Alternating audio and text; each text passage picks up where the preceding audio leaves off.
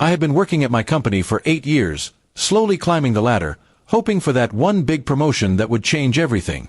My wife, Sarah, had always been supportive, at least I thought she was. She'd often encourage me to put in extra hours, saying it would pay off for our future.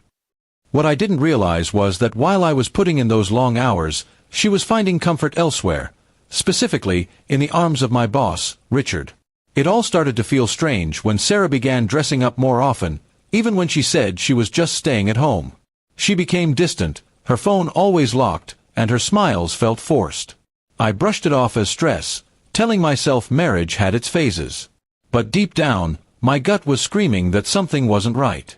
One Friday, I was told to leave work early because of a last-minute client cancellation. It felt like a blessing, more time to surprise Sarah with dinner and wine. On the way home, I picked up her favorite takeout. But when I pulled into the driveway, I noticed Richard's black Mercedes parked across the street. My heart started pounding. I unlocked the front door quietly and stepped inside.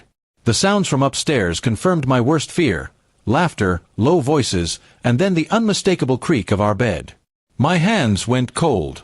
I walked up the stairs, each step heavier than the last. When I opened the door, there they were, Sarah and Richard, tangled in the sheets. The shock on Richard's face was immediate, but Sarah?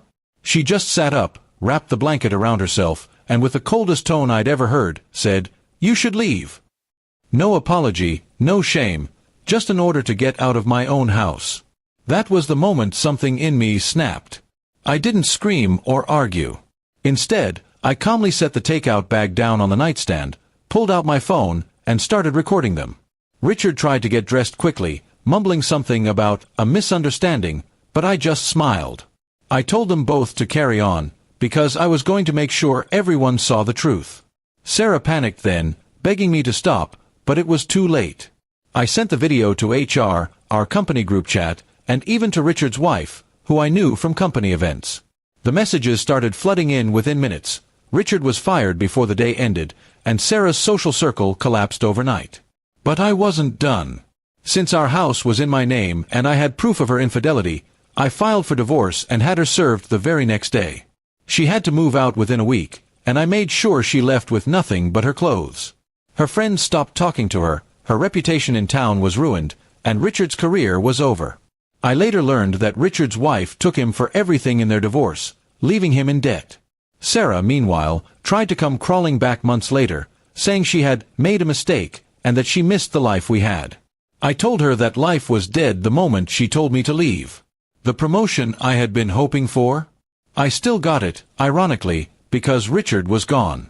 HR told me privately that they respected how I handled the situation without causing a scene at work.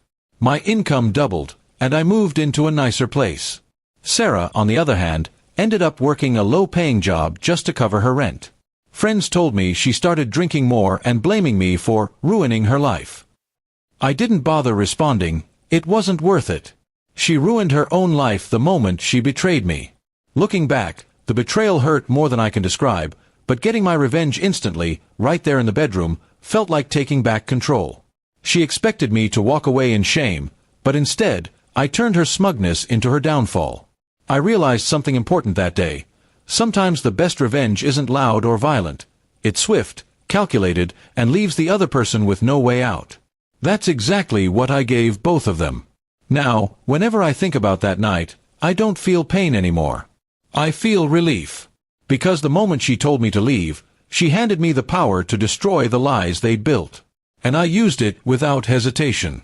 The funny thing, I never even got to eat that takeout. But in the end, the satisfaction of what I did was far more filling.